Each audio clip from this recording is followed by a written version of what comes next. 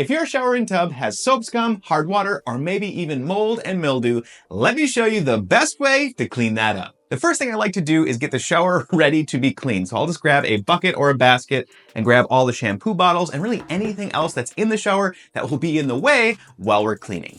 I also like to grab a cup and just give the tub a quick rinse. This will get rid of that first layer of hair and debris or anything else that's on the surface. As someone who has cleaned thousands of bathrooms, it's also a good idea to either open a window or turn on the fan. That way you have good ventilation throughout the bathroom.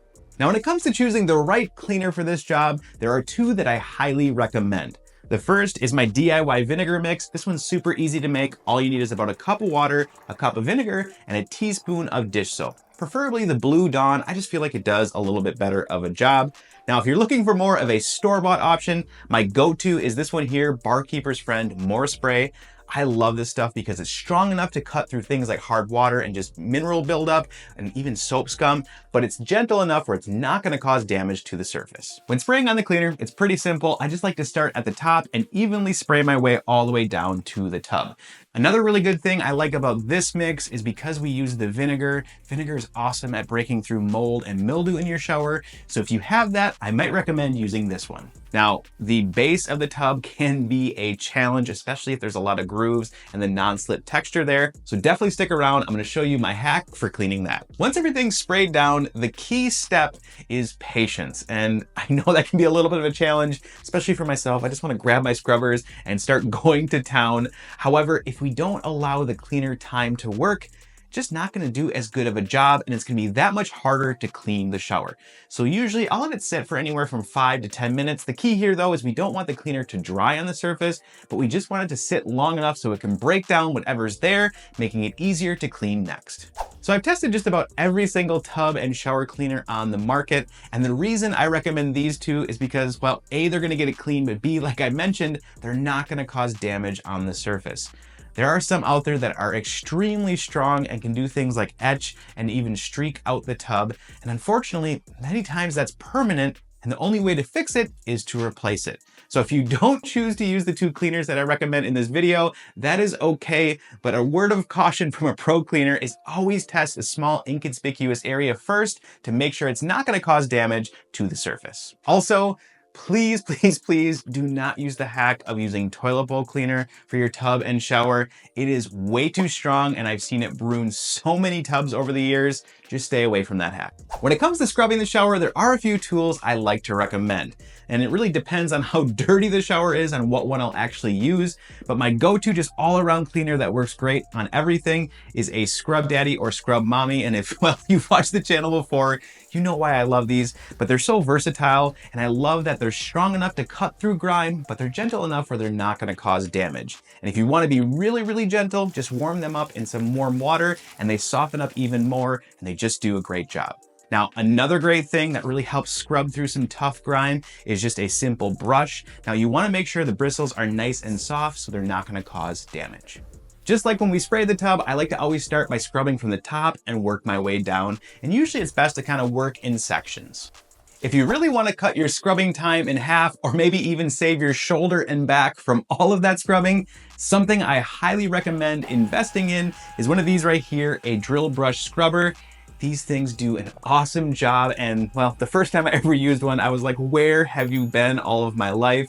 But the really nice thing too is they're strong enough where they're gonna cut through really dirty showers. So if you do have one that needs a little bit more love, this is gonna be your go-to here. Now, one thing to look out for is you wanna make sure, again, that the brushes are soft and not super aggressive, because if they are, it will cause damage to the surface. Speaking from experience here, I will say these can get a little wild the first time you use it. Kind of likes to just fling soap and water all over the place. But after a few uses, you'll definitely get the hang of it. So stick with it, you got this. Now, if your shower has really, really bad soap scum, a quick pro tip that you can use is a razor blade scraper. Now, I know what you might be thinking, Brandon, that is going to scratch the living daylights out of my shower. And there are a few things to keep in mind when you use one of these. Is number one, you want to make sure the surface is always wet. Number two, use a fresh, clean, new blade. If you have anything on this blade like rust or even just debris or grime from something else you cleaned, it's going to scratch. And then the third thing is just go slow, and you don't really have to push real hard. The goal is just to get underneath the soap scum so you can easily lift it off the surface. Now, my secret sauce for the non-slip textured base of the tub is to use this product here from Barkeeper's Friend. It's just their soft cleanser. Now, the reason I prefer this even over the More Spray for this job is because this is a cream-based cleaner, and it's just a little thicker. And I feel like that thickness does a great job to kind of get in all the grooves and crevices of the actual textured base here and kind of sit in there and just break down the soap scum and all the grime that likes to build up there. Now, once I apply this, I will come through with just a drill brush scrubber or a brush, scrub all that in, let it sit for a bit, and then we're ready for our next step. So now that everything is nice and scrubbed up, your shower should be looking really good at this point. I just like to grab a cup because it's time to rinse. Now, I'll fill the cup up with some water. Now, this is kind of a little handy tip. Place the cup against the surface and slowly lift the bottom of the cup, and you're able to evenly rinse everything, hopefully without getting you super wet in the process. The goal here is to make sure we get all the cleaner off the surface, so continue rinsing until you feel everything is completely gone. Now, at this point in the clean, this is where many people stop because let's be real, the shower's looking really good. But in my experience, to really level up the clean and make it look amazing, what I like to do is just grab 2 dry clean microfiber cloths and just wipe everything down. This is gonna dry the surface and make sure there's no streaks left behind. It's also gonna really shine up your hardware here, and when you don't leave moisture on there, you're gonna prevent things like hard water spots from developing. Now, a comment I get from time to time is, Brandon, that's not super dirty. How do we know if this even works? And I get it, I'll be real, this shower is not super dirty.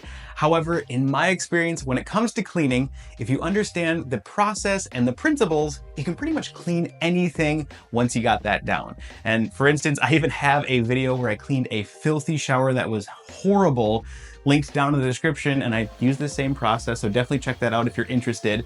But again, learn the process, learn the principles, and you can clean anything. Now, there are a few things I like to recommend to keep your shower cleaner longer, and so you don't have to do as deep of a clean as we did today. The first is after every shower, just grab a squeegee like this one here and remove all the water from the surface. This is gonna do 2 things. Number 1, it's gonna help prevent hard water from building up on the surface, but it's also gonna prevent mold and mildew from growing as well. Now, another thing you can do to prevent mold and mildew is just turn the fan on in your bathroom or even open a window. More fresh air you have traveling through the bathroom is gonna help dry things out faster, so again, the mold and mildew don't grow. And the last thing is just grab the DIY vinegar mix, spray it down, and wipe down your shower about once a week. This is just gonna help soap scum and all the grime from building up so you don't have to deep clean it as often. And there you have it. Now you know the best way to get your shower and tub sparkling clean. Thanks so much for watching as always, and if you're new here, consider subscribing, or if you have a question, definitely drop a comment down below. I also need to give a huge shout out to the Clean Squad members over on Patreon. Thank you so much for your continued support. If you want to join us over there and get things like downloadable PDF cleaning guides, your name credited down in the video here below, definitely check the link down in the description. And as always, I'll see ya on the next clean.